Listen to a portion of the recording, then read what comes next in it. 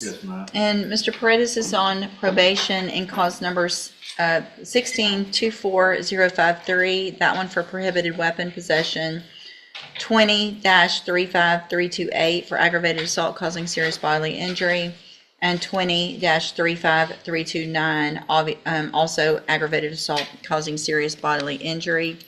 Was in court previously, entered pleas of true to counts 1, 2, 3, and 6. I've received an updated pre-sentence report. Have you both had an opportunity to review that report? Yes, Your Honor. Yes, Judge. Any additions or corrections? Nothing with that. Any testimony with regard to any of the other allegations? Mr. Smith? Judge, we have this person here for. I'm sorry, I can't hear you. We had the probation officer here, if you'd like to hear from him. I believe that, yes, I did address.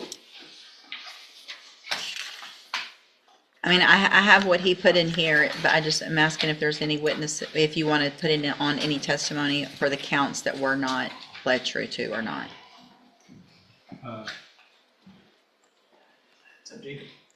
I would ask him a few questions if the state's not going to call him. So I guess we will do.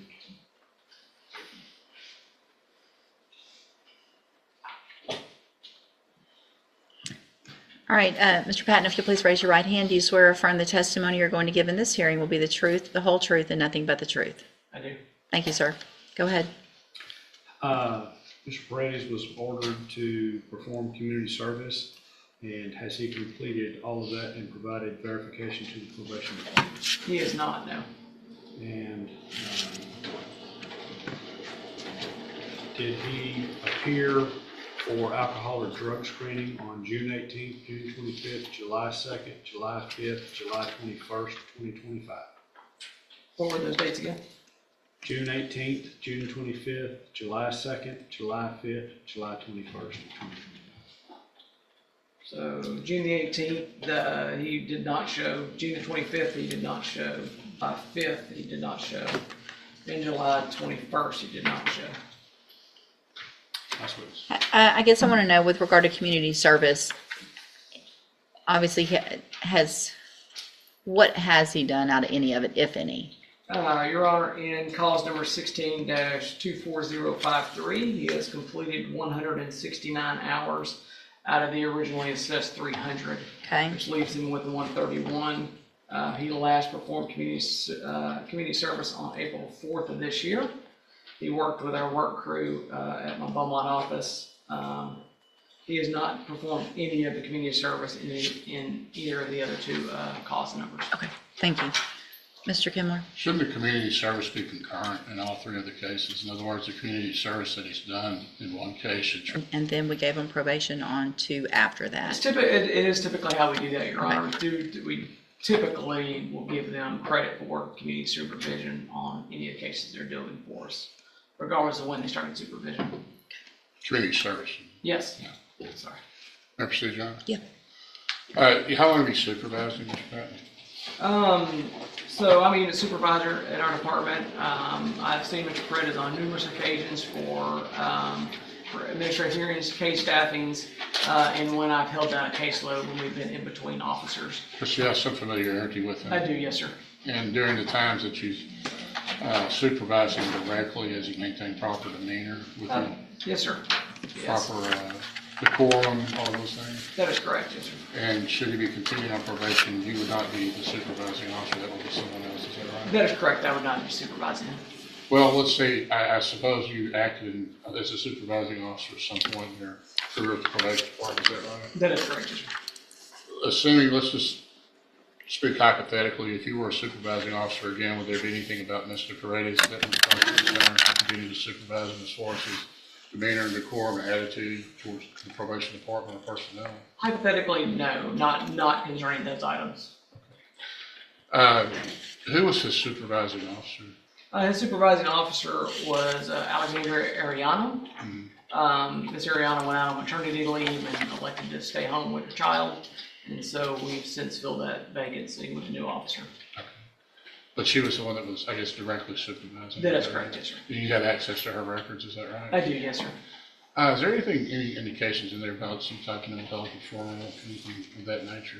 No, sir, there's not that I've come across. And nothing in the records that indicate that there's ever been any type of mental health assessment or mental health recommendation for Mr. Paredes, particularly not for schizophrenia or anything like that, but perhaps depression or? Not that I've come across, no, sir. That's what it is. No further questions. All right. So, Mr. Paredes, it shows here in this updated pre-sentence report that one of the things you told Mr. Patton was that you had been on probation since you were 18 and you just couldn't do it anymore. Yes, ma'am. That's true. And then you said, I'll take a safe P. Why? Well, at the time when I told him that I couldn't take probation anymore, that was one of the times where I was just feeling real down and depressed, you know, from everything that's going on in the past, you know, with me being shot and stuff like that. I was shot in my neck and my arm. So since then, I've been having real bad PTSD, real bad depression, bipolarness. So, you know, there's some days where I'm good, some days I'm not. You know, some days I wake up on the wrong side of the bed from having nightmares, you know, and some days I'm just as happy as I can be. So from that point on, at this point, I know since being in jail now, this isn't what I want because it's just hurting my family, hurting my daughter, and being around the people that's around me, you know, being around murderers and rapists and, you know, aggravated robberies and all that. It's just a bad environment for me, and it puts me in a bad mood. Puts me, you know, in a bad mindset, I guess you can say. And I did speak with the counselor I had that they assigned me for probation, and I did tell her those things, and they did recommend MHMR, but I never went just because I felt like it was I felt kind of low, you know, of thinking I would go to MHMR, you know, because Stigmatized. yes, sir. So at this point, I don't want to go to jail or prison. Feel like being in here, sitting in here, has helped me realize that my life is on the line and it isn't a game and it isn't a joke. And but I do need help mentally. I was prescribed Zoloft the last time I was in here due to my PTSD, but I never took it. Because I heard really bad things about it. But now I'm starting to realize maybe I should be on Zoloft just to control the urge of smoking weed and you know, that kind of behavior. I could ask him a few questions, Ron. Sure. Wait, Wait, I'm sorry. best you can, raise your right hand. Do you swear from the testimony you're going to give in this hearing will be the truth, the whole truth, and nothing but the truth? Yes, ma'am. Go ahead. Explain those facial tattoos to the judge. This tattoo right here is my daughter's birthday, 11/14/2017, and this is 9/16/22 is the day my cousin killed himself. He shot himself in the head. This was right after my uncle had passed of cancer, and my cousin who just passed away, his dad, my other uncle, had just passed due to cancer as well. That's why I turned myself in a week later after my warrant had came out. This tattoo on here is a heart and a music note. I got that for my ex-girlfriend, you know, just, you know, being dumb at the time. No gang affiliation. No gang affiliated tattoos on me. And you did turn yourself in on the warrant? Yes, sir. I did turn myself in. How are you maintaining employment when you're out? I always held a job. Even if it's working at Whataburger. What was your last job? Shipley's Donuts was my last job to maintain, because I got laid off. I was with Bechtel. I was a carpenter for Bechtel for about 1.5 years. At the LNG plant? Yes, sir. LNG terminal? Yes, sir. What were you out? You were a carpenter? Yes, sir. Scaffold builder? What were you? We were doing woodwork, building decks and Okay. carports and lunch tents and that nature. And as far as being shot, that actually, I know the court, in looking at his criminal history, these are serious cases as far as the aggravated assault, serious bodily injury. You were actually shot during that interchange, is that Yes, right, sir. by the other people? Yes, sir. And you had returned fire? Yes, sir. That's not I what, understand, Your Honor, but it's not, I don't want the court to think, He- I'm just looking at it, and I'm not trying my to. understanding from the version in the pre-sentence report previously, and I didn't represent him. my recollection of it actually, because it's not good when I remember you. The fact that you were already on probation for a felony, Right. and then you came in and you admitted that you went there to shoot. You went there to go shoot Christy, but which is your child's mother, right? That's not true. No. So did you mean to go shoot the two girls that got shot, Alexis and Taylor? No, man. Who'd you mean to shoot? I didn't go there to shoot anybody. I think as he explained it to me, he was going there to meet for sexual purposes, the two girls, and when he got there, he was set up in the parking lot, and then by other people there, by people who were gonna rob him, and in the course of that, there was a gunfight, but he wasn't going there to shoot anybody. All right, well, that's. He was again- going there for an illegal purpose, That goes against everything that was said and everything that he agreed to back then, because, That's correct, Judge. We were getting ready for trial on this case. Yes. He was the aggressor. He was the one that fired first, and had he been a better shot, Alexis and or Taylor might Sure. have been killed, but he was there to go kill Christy. I didn't represent him in Okay. that, so I don't know. all right. Anything else? All right, Mr. Smith, argument? Judge, I would agree with the probation that I believe he's only asking for safety now simply because it's the only alternative he sees to prison. I don't think he's sincere about it.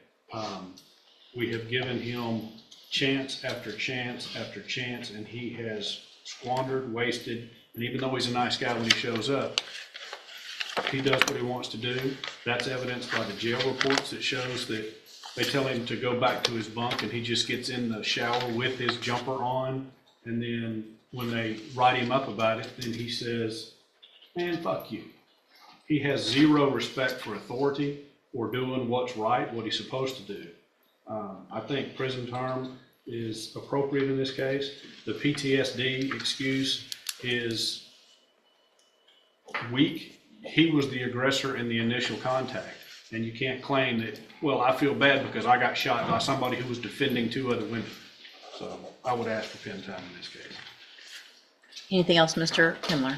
Well, it's difficult for me to address always with these jail incident reports without having the opportunity to cross-examine the person that made the allegations. So I would ask the court to consider the fact that that's not subject to, those allegations aren't subject to the rigors of cross-examination.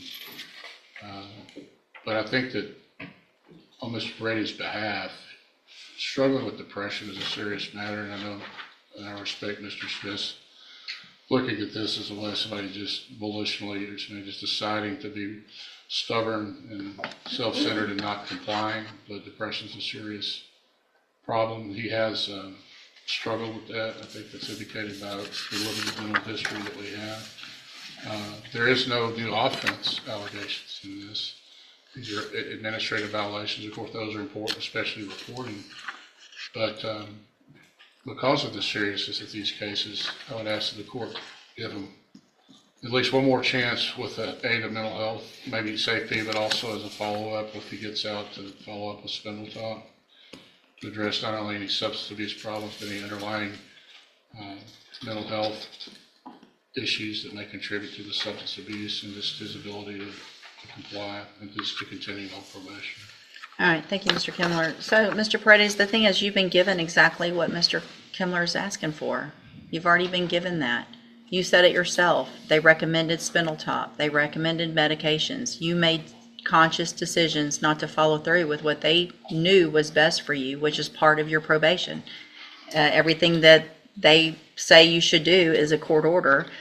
The fact that you are on a probation for possession of a prohibited weapon, like you said, from back when you were 18 years old, put you on a probation, 10-year deferred for that, November of 2016. Then we're back here, you're put on probation for 10 deferred on 2 aggravated assault causing serious bodily injuries in March of 2022 for shooting 2 girls.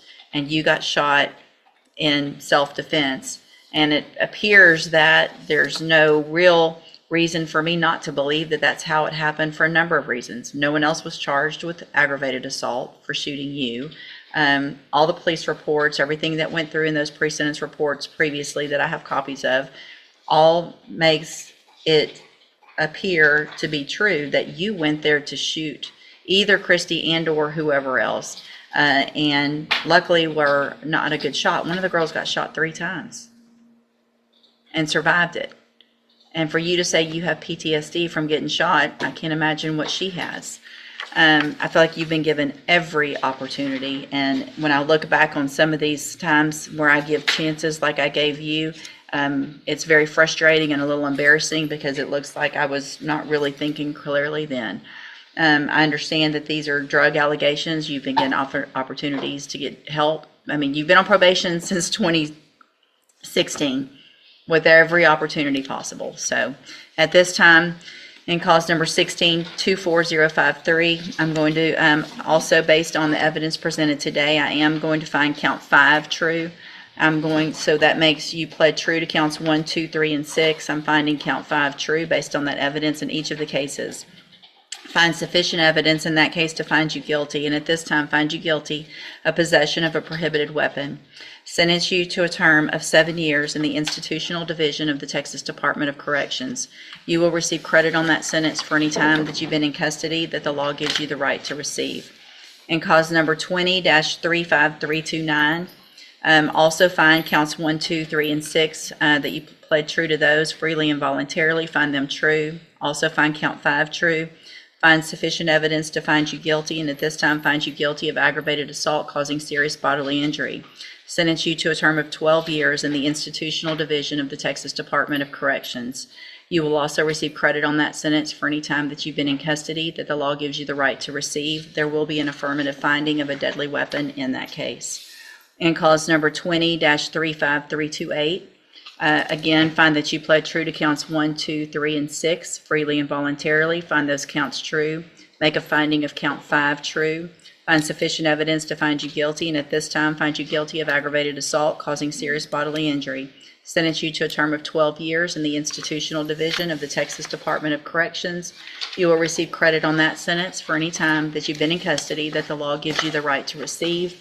There will also be an affirmative finding of a deadly weapon in that case. All 3 of these will run concurrently, which means together at the same time. I am going to hand you a trial court certification. These were not agreements. You do have some rights to appeal. You can talk to Mr. Kimler about that. I need you both to sign and fill out the bottom, and you'll get a copy. I'm also handing you a written admonishment regarding your ineligibility to possess a firearm or ammunition. Because of the judgments entered against you, you're ineligible under Texas law to possess a firearm or ammunition. Possession of a firearm or ammunition could lead to charges against you. Firearm is a legal term, and you should read the written admonishment I provide you to see what devices qualify as a firearm. If you have questions about the laws that make you ineligible to possess a firearm or ammunition, or about how long that lasts, you can talk with Mr. Kimler. All right. I'm sorry? It was 7, 12 and 12. 12. Affirmative finding of deadly weapon on both.